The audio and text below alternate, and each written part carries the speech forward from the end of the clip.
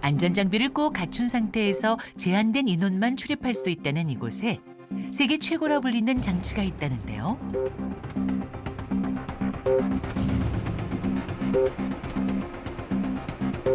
과학 선진국들과 어깨를 나란히 할 수 있게 해준 이 장치의 정체가 뭘까요? 이게 뭐예요? 이 장치는 이제 K-스타 장치고요. 태양과 비슷한 일을 하는 거죠. 미래를 위한 꿈의 에너지를 만드는 윤시우 박사가 오늘의 주인공입니다. 태양과 비슷한 일을 한다는 이 장치. 가까이 다가가 보지만 뜨겁지도 않고 태양과 닮아 보이지도 않습니다. 그렇다면 왜 인공 태양으로 불리는 걸까요? 기본적으로 우리가 인공태양이라고 부르는 이유는 태양과 비슷한 일을 하는 거죠. 태양이 하는 일이 뭐냐면은 기본 원리, 그러니까 에너지가 어디서 오느냐 하는 거는 이제 핵융합 반응에서 오는 거죠. 근데 불행히도 핵융합 반응은 태양처럼 그렇게 아주 높은 압력이 아니면 쉽게 생기지가 않는데, 신비로운 우주. 지구와 1억 5천만 킬로미터 떨어진 곳에 위치한 태양은 무한에 가까운 에너지를 갖고 있는데요. 그 비밀은 핵융합 반응에 있습니다. 원자핵은 초고온, 초고압으로 인해 서로 밀어내는 성질을 이기고 융합하는 핵융합 반응이 일어나는데 이때 막대한 에너지가 발생됩니다.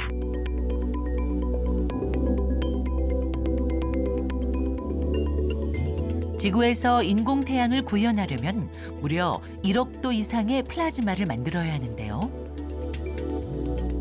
이를 가능하게 하는 핵융합 장치가 바로 K-스타입니다. 핵융합 에너지원을 우리가 쓰려고 하면 핵융합 발전이 일어나는 어떤 장치가 필요합니다. 그래서 그 장치를 이제 핵융합로라고 부르는데, 그 핵융합로에는 저희가 플라즈마라는 물질을 쓰게 됩니다. 플라즈마가 굉장히 높은 온도로 가서 핵융합 반응이 일으킬 수 있는 충분한 에너지들의 입자들을 가지도록 하는 게 선결 조건이고, 온도에 따라 고체, 액체, 기체로 나뉘는 물질. 고체에 열을 가하면 액체가 되고 계속 열을 가하면 기체로 변하는데요. 기체를 10,000도 이상 가열하면 물질 중 가장 높은 밀도를 가진 제4의 물질 상태, 플라즈마가 됩니다. 윤 박사는 K-스타와 같은 핵융합 장치를 통해 초고온의 플라즈마를 안정적으로 발생시키는 연구를 하고 있는데요. 궁극적으로는 핵융합 반응에서 나오는 에너지를 실생활에서 사용하는 것이 그의 목표입니다. 핵융합 반응에서 일어나는 에너지의 생산은 굉장히 큽니다. 그래서 기존의 뭐 화력이나 원자력을 대체할 수준, 아니면 더 능가할 수 있는 굉장히 대용량 에너지가 가능함과 동시에 상대적으로 굉장히 안전하고 환경에도 이제 나쁜 영향을 주는 것들이 그렇게 크지가 않다. 유레카!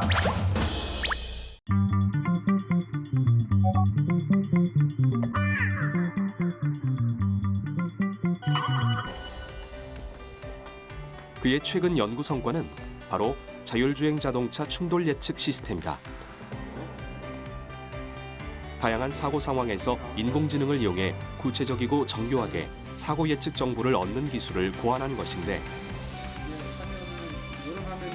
충돌 장면 데이터를 원하는 만큼 얻을 수 있어 우리에게 일어날 수 있는 다양한 형태의 인명사고를 획기적으로 낮출 수 있게 됐다. 인공지능 시스템을 성능이 좋게 만들려면은 데이터가 많아야 돼요. 빅데이터. 근데 문제는 뭐냐면 지금 차량 충돌 예측 시스템이잖아요. 그러다 보니까 충돌하고 관련된 데이터가 필요한 게 문제예요. 저희가 좀 고민을 많이 했어요. 그래서 저희가 구상한 방법이 지금 화면에 보시는 것 같이 게임을 활용한 건데요. 그 안에 여러 가지 사고 장면을 연출을 했어요. 연출을 하고 이제 그 데이터를 모아서 차량 충돌 예측 시스템을 만든 게 지금 화면에서 보고 계신 시스템이라고 보면 될 것 같습니다. 차량 충돌 예측 시스템은 차량 주변 상황을 살펴서 위험 여부를 파악하는 것이 중요하다. 때문에 일어날 수 있는 차량 사고 환경을 인공지능이 최대한 다양하게 습득하는 것이 필수다. 단순히 충돌의 위험이 가장 큰 차량을 발견하는 것으로 끝나는 게 아니라 차체와 바퀴의 각도, 속도를 분석해 어느 정도의 확률로 얼마나 시간이 흐른 뒤 충돌이 일어날지 예측값을 산출한다. 4차 산업과 관련해 자율주행 자동차의 개발과 보급이 탄력받는 요즘, 차량의 안정성 및 사고 안전 측면에서 보다 정확하고 효율적인 기술이 필요한 시점이다. 차량 충돌 예측 시스템이 주목받는 가장 큰 이유다. 규칙하고 어긋난 장면들이 주행하다 보면 규칙하고 어긋난 장면들이 많이 나오거든요. 그런 장면들에는 오동작을 할 수 있기 때문에 위험한 거죠. 자율주행 시스템의 가장 최우선이 안전성이거든요. 근데 위험하게 판단하면 굉장히 안 좋은 거기 때문에 그걸 보장하려면 어떠한 장면이 와도 이거를 능동적으로 잘 동작할 수 있는 그런 시스템. 그거는 이제 인공지능 시스템의 장점이기 때문에 그 인공지능 기반의 자율주행 시스템으로 가는 거는 필연적인 것 같다라는 게 이제 저희 개인적인 생각입니다. 흔히 사람들은 인공지능을 기술이라고 말한다. 사실 인공지능은 생명체의 지능을 기계화한 것으로 뇌과학에 가깝다. 우리가 세상의 문제를 수치화하고 이를 수학적 공식으로 풀어내 검증하는 것을 계산이라고 하듯이 인공지능은 기계학습을 통해 확률, 통계, 미적분 등의 수학적 계산을 스스로 처리한다. 결국 인공지능은 수학의 집합체이자 기초과학의 산물이라는 뜻이다. 인공지능 분야도 마찬가지고 컴퓨터 과학이라는 분야도 마찬가지고 1940년대, 50년대 그때 나온 분야거든요. 그러니까 그때는 뭐 그런 거 자체 컨셉 자체가 없기 때문에 아예 사람들이 그걸 과학이라고 생각을 안 했겠죠. 근데 그것도 알고 보면 과학이거든요. 인공지능도 끝내 아는 건데 뭐를 알아서 만드는 거냐? 자연지능 통해서. 자연지능을 알므로 통해서 그걸 기계로 만들겠다라는 것밖에 없거든요. 그거에 맞게 이렇게 융통성을 갖고 사람들이 바라보는 게 맞지 않은가. 이제 그게 좀 유연한 생각이 아닌가. 이런 생각을 해봅니다. 유레카!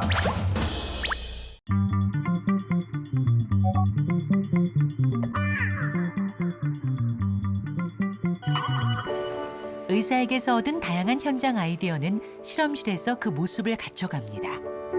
최근엔 약물 전달 분야에 심혈을 기울이고 있는데요. 이 형광 물질은 그 약물처럼 생각하면 되는데 테스트용으로 그 형광 물질을 단백질 용액 안에 포함시키게 되었습니다. 홍합 접착 단백질의 제형을 바꿔서 만드는 응용 연구의 일종입니다. 우리가 이제 절개 부분들을 봉합하는 용도로 사용하는 제형이지만 그걸 이용하면 저희가 이런 식으로 어떤 뭐 마이크로 니들 형태의 패치를 만들 수도 있고 뭐 다양한 형태의 이제 구조물을 만들 수 있어요. 잘 만들어졌어? 맨눈으로 잘 보이지 않는 작은 크기의 패치.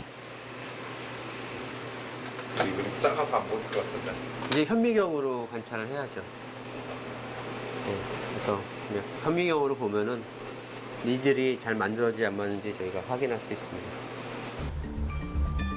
촘촘하게 만들어진 작은 크기의 바늘이 우리 몸에 약물을 전달할 수 있다는데요.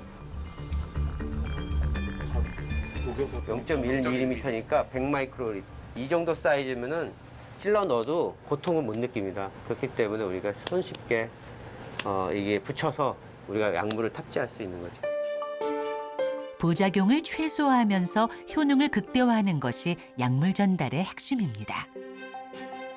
우리가 이제 약물을 정맥 주사라든가 아니면 경구 투여를 할 경우에는 온몸을 타고 다니면서 전신 독성이 생길 수 있지만 이렇게 국소적으로 우리가 원하는 부위에만 전달시킬 수 있으면 그런 거를 이제 최소화할 수 있는 그런 장점을 가질 수 있죠. 만약 대장에 병변이 생겼을 때 약물이 들어가면 전신에 영향을 줄 수 있는데요. 반면 패치의 접착력은 약물을 붙잡아두는 효과가 있어 비교적 약물이 환부에 오래 머무르게 돼 국소적인 치료가 가능하다고 합니다. 유레카!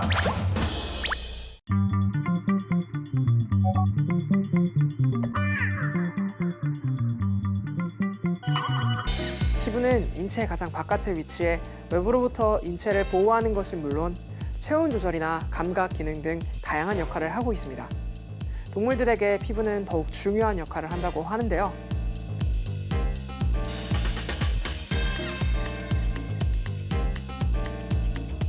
문어는 바다의 카멜레온이라고 불릴 만큼 피부색을 잘 바꾸는 것으로 유명합니다. 특히 주위 사물과 온도를 인식해 주변과 거의 비슷하게 몸의 색을 바꿔 위장하는데요. 문어가 자유자재로 몸 색깔을 바꿀 수 있는 비밀은 바로 피부 세포에 분포된 흑과 적, 그리고 황색의 작은 색소 주머니 때문입니다.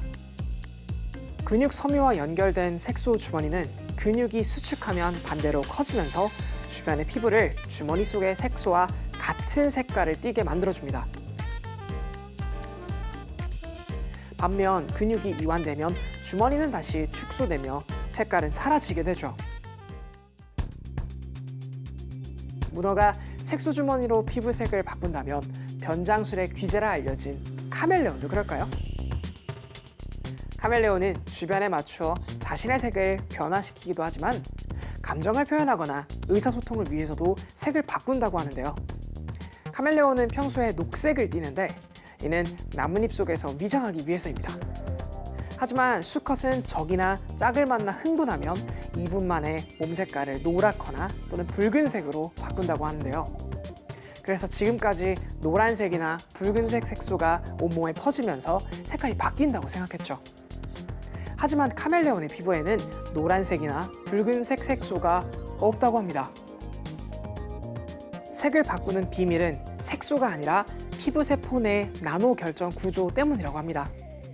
카멜레온은 빛을 반사하는 2개의 층이 있는데요.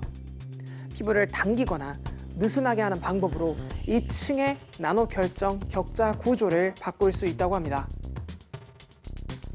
카멜레온의 색은 생체 합성의 결과가 아닌 피부 운동의 결과라고 볼 수 있습니다. 유레카!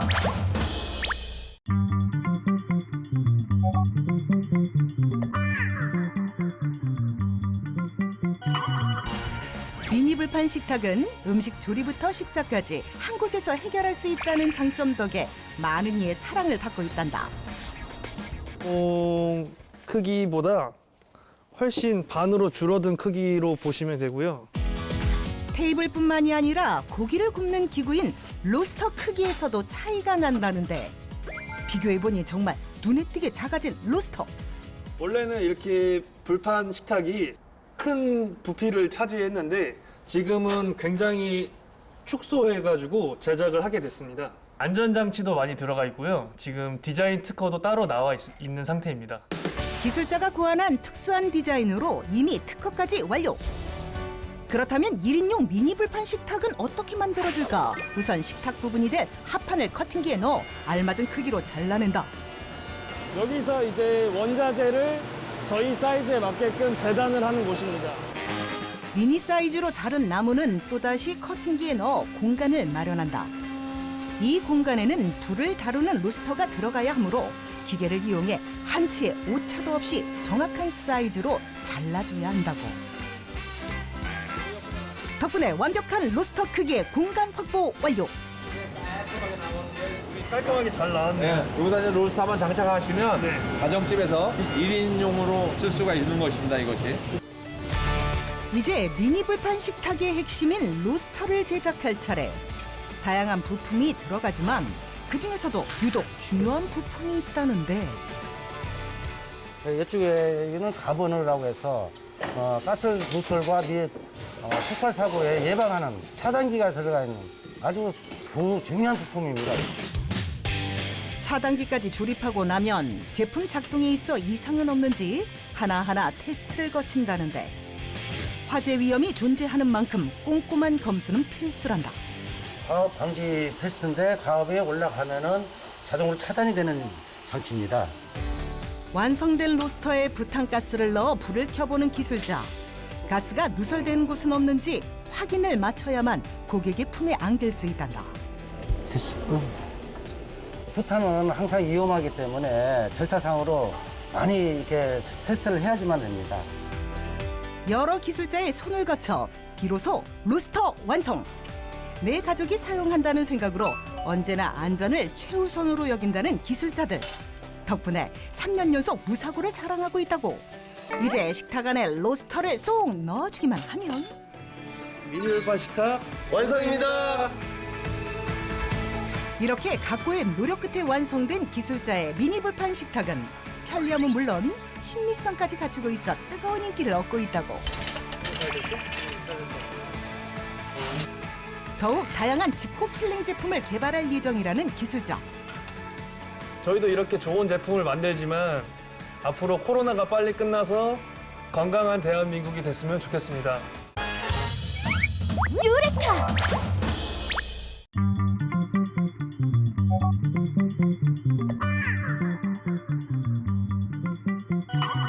1928년 런던. 한 연구실에서 실험에 몰두하고 있는 남자. 이거 아무리 봐도 모르겠단 말이야. 연구를 좀 더 해봐야겠어. 응? 그는 의과대학의 연구원으로 포도상구균을 배양하는 실험을 하고 있었다. 포도상구균은 대표적인 세균 중 하나로 부스럼 등 각종 세균성 질환을 일으켜 당시엔 치료약이 시급한 상황이었는데, 그런데 그때 여보! 갑자기 마누라 목소리가 들려. 이거 뭐 환청인가? 무엇이래! 여보! 네 이러고 있을 줄 알았어.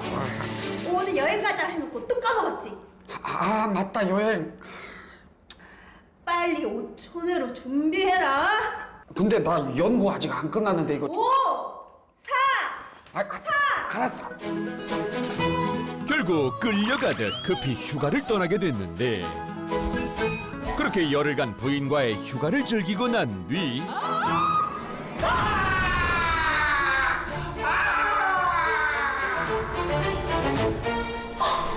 박사님 왜 그러세요? 아이, 세균 배양해 놓은 요 접시 뚜껑을 안 덮었어. 열흘 전 급하게 나가느라 연구를 위해 배양한 포도상구균 접시 뚜껑을 열어놨던 거. 오 마이 갓! 그럼 처음부터 다시 해야 되잖아요. 에이, 어쩔 수 없지. 이거 뭐 폐기해야겠다. 할 수 없이 배양 접시를 버리려던 그때. 어? 조금. 이거 뭐야? 접시 안에 생성된 수상한 물질.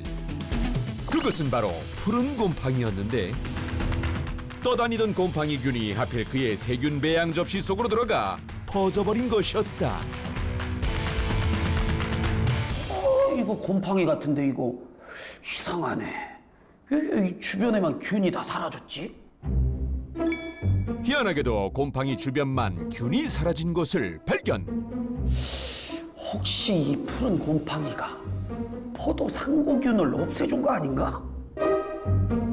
그렇게 그는 푸른 곰팡이를 연구하기 시작했는데,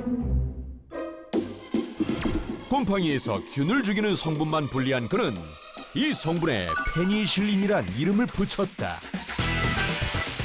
그가 바로 인류의 생명을 구한 과학자 알렉산더 플레밍이었다.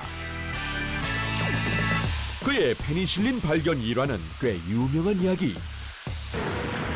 세계 2차 대전 당시 수많은 부상자들은 플레밍이 우연히 발견한 이 푸른 곰팡이를 통해 목숨을 건질 수 있었다. 유레카!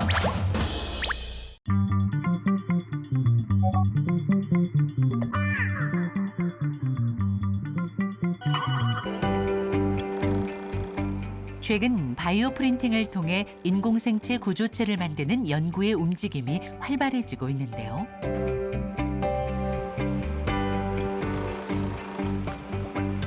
바이오 프린터를 3D 프린터를 이용해서 이렇게 귀 모형을 제작하는 중입니다. 우리 몸에 사용하는 만큼 그 소재가 될 바이오 잉크가 중요합니다. 조직으로 장기가 만들어져야 되거든요. 근데 딱딱한 고분자 소재들은 분해가 안 되고 세포가 와서 잘 자랄 수 없는 환경이기 때문에 3D 프린팅용 바이오 소재를 개발하고 있습니다. 이게 이제 저희 3D 바이오 잉크용 기본 말미잘에서 나온 실크 유사 소재가 되겠고요. 연구진은 자극을 받으면 몸 길이가 최대 10배가량 늘어날 수 있는 스타렛 말미잘의 신축성에 주목했는데요. 또한 말미잘 단백질은 누에 실크보다 탄성이 4배 이상 높았습니다. 이 말미잘 소재의 장점은 자연에서 나오는 이 단백질 소재들이 대부분 기계적 물성이 약하기 때문에 우리가 어떤 적층을 통해서 구조물을 만들기가 굉장히 어렵습니다. 하지만 이 단백질들은 대부분 기계적 물성이 좋기 때문에 제대로 된 구조물을 만들 수 있죠. 이는 물성이 약한 천연 고분자와 생체 적합성이 떨어지는 화학 고분자의 단점을 극복할 수 있다는데요. 귀라든가 뭐 코라든가 우리 몸에 이식이 필요한 어떤 대체 구조물을 만들 때 우리 사용할 수 있는 소재로 활용할 수 있죠. 앞으로 후속 연구를 통해서 실물 크기의 귀와 코를 비롯해 장기까지 제작하는 시도가 이루어질 예정입니다. 바로 우리 몸에다가 이식하는 것이 아니라 그 바이오 리액터에서 세포를 구조체에 붙여서 잘 키운 다음에 이 세포들이 분할을 통해서 실제 인공장기가 만들어질 수 있도록 해서 그것을 우리 몸에 이식할 수 있는 그런 방향으로 진행할 예정입니다. 유레카!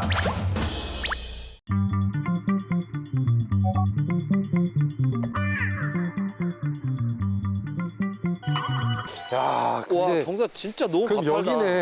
야, 근데 야, 여기가 이거는 어우, 야, 이렇게 위험하다. 그냥 확 내려갈 수밖에 없네. 위험해. 위험하네. 난간을 만들어야 손잡이. 된다는 거잖아, 그지? 네, 그렇죠. 손잡이를 만들어야 되는데 이걸 그러면 뭘로 해야 될까? 이거 나무로 안 돼요. 용접해야 되나? 네, 각 파이프로 이렇게 쭉 손잡이 만들어서. 각 파이프로? 아예.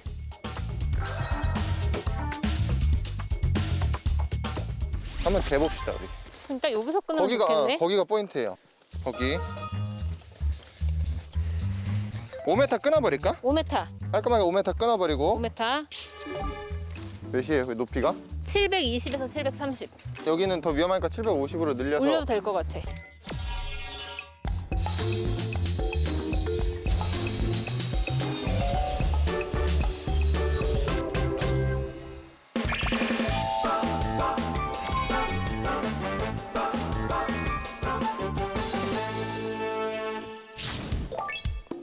자, 저는 요 난간 기둥을 바닥에 박을 색잔을 나누도록 할 거예요.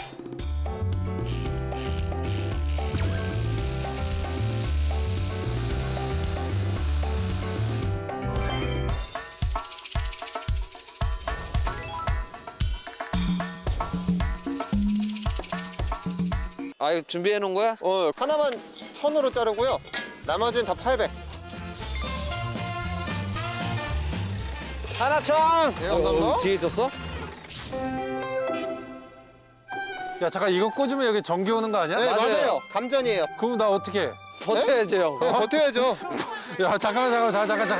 잠깐, 야, 어떻게, 잠깐만 기다려. 즐겨. 야, 어떻게 해? 즐기래. 야, 즐겨. 즐기라고?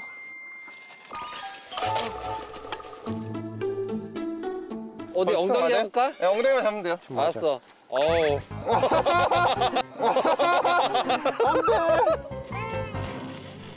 맞춰, 내가 되게 멋있게 찍고 있어.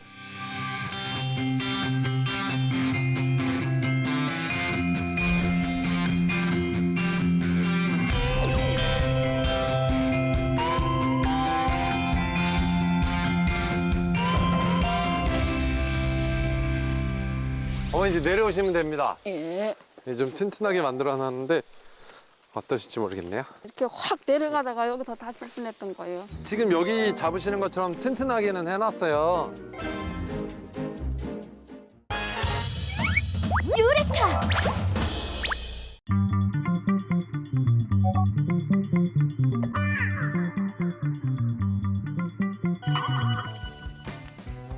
바다는 푸른 바다라고 하죠. 우리 눈에 보이는 바다색은 대부분 파란색으로 느끼는데요. 하지만 컵에 바닷물을 떠보면 투명하다는 걸 알 수 있어요. 왜 바다는 파란색으로 보이는 걸까요?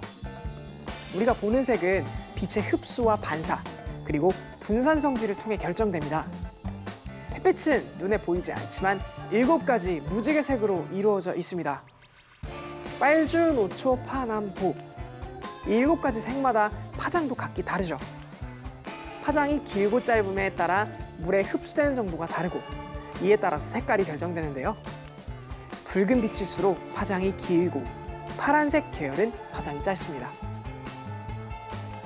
파장이 긴 적색은 더 깊게 물에 흡수되고 파장이 짧은 파란색은 금방 바닷물에 반사되죠. 바닷물 속으로 들어간 빛은 물 분자에 부딪혀 이리저리 흩어지는데요. 파란색이 더 많이 산란되기 때문에 우리 눈에는 바닷물이 파란색으로 보이는 것이죠.